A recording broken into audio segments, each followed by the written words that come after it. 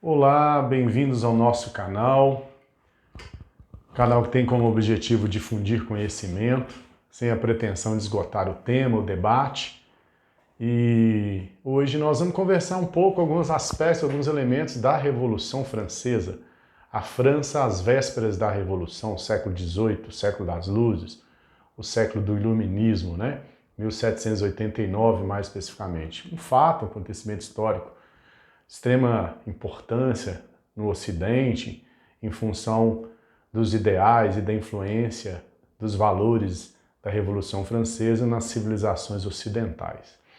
E hoje nós vamos conversar um pouco, um ouvinte que nos acompanha mandou aí um pedido, conversar alguns elementos, alguns aspectos, sempre recortes, a questão política, econômica, social, cultural da França às vésperas da Revolução, ok?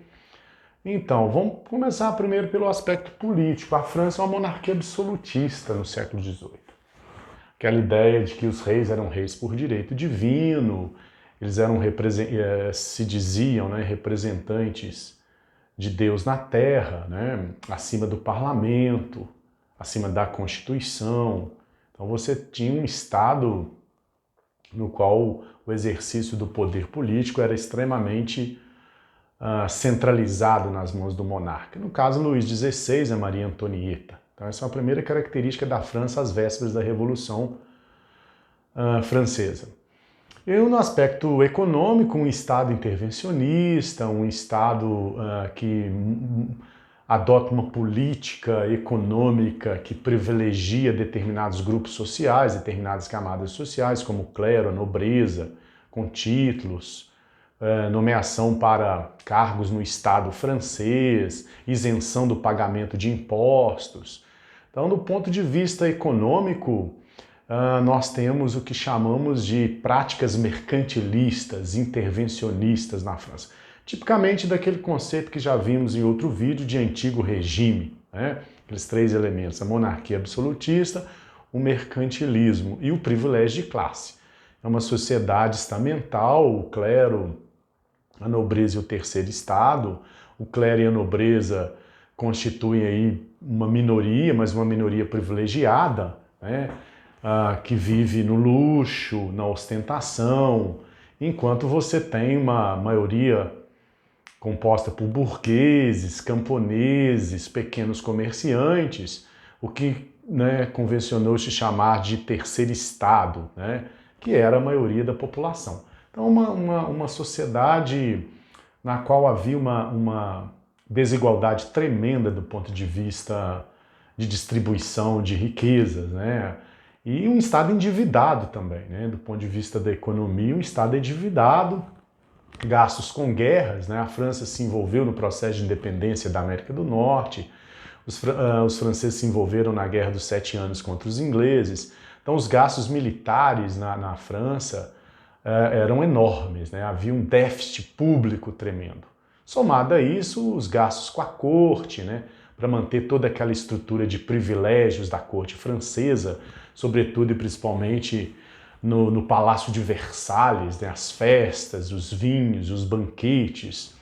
Então, economicamente falando, a França, às vésperas da Revolução, vivia um quadro econômico extremamente deficitário, em razão desses fatores e outros que contribuíram aí para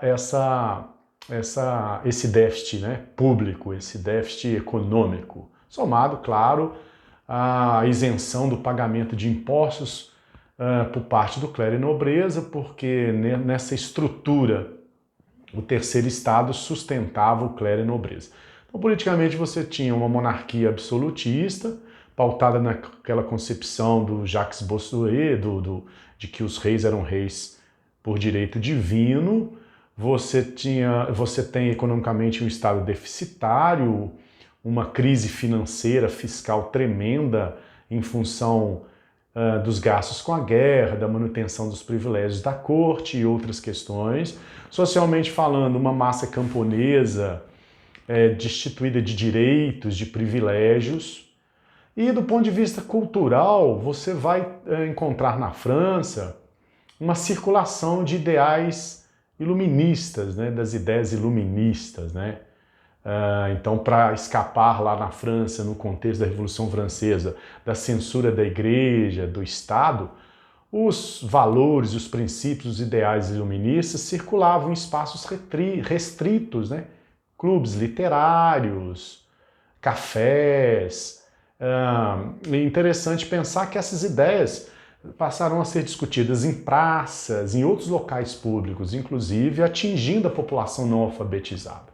Temos que lembrar que a França, no século XVIII, mais da metade da população era sem acesso à leitura, sem acesso à escrita.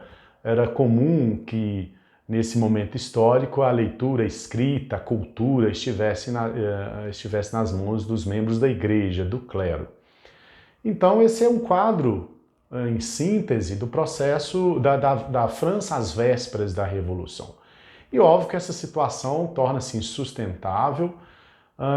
O terceiro estado, a burguesia, os camponeses, né, dão início a um processo revolucionário, um dos mais importantes processos revolucionários do mundo ocidental, com o objetivo de derrubar essa estrutura, derrubar o antigo regime.